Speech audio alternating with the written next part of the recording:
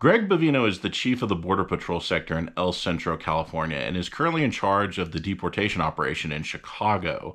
He was ordered to appear in federal court yesterday to answer questions over his agent's use of force, including the use of tear gas in violation of a court order. The judge wanted to ensure that Bovino and his agents under his command act in accordance with the law and court orders. The court order prohibited federal agents from deploying tear gas and other weapons against journalists, protesters, and anyone not posing an immediate threat to immigration enforcement agents. If agents determine that the crowd posed a threat, they must issue 2 warnings before using tear gas or any other type of chemical sprays. Agents must wear identifying badges and body cams.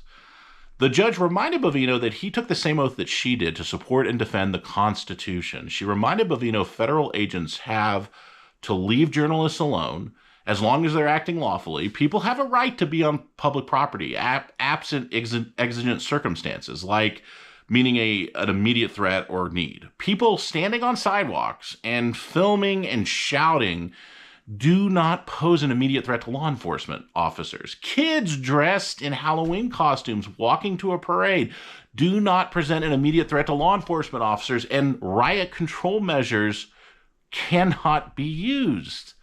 Incidents captured on film call into question if this court order is being followed. Federal agents fired tear gas on Chicagoans on Thursday in Little Village, on Friday in Lakeview, and in Old Irving Park on Saturday. Since October 3rd, they've actually fired tear gas 7 times. There were no warnings given. ID is not clearly visible on the agents. As agents drove away from another confrontation, they pointed a pepper ball gun and a real gun at Chris Gentry, a combat veteran who was just lawfully standing on the side of the road, and said, "Bang, bang, and you're dead, liberal."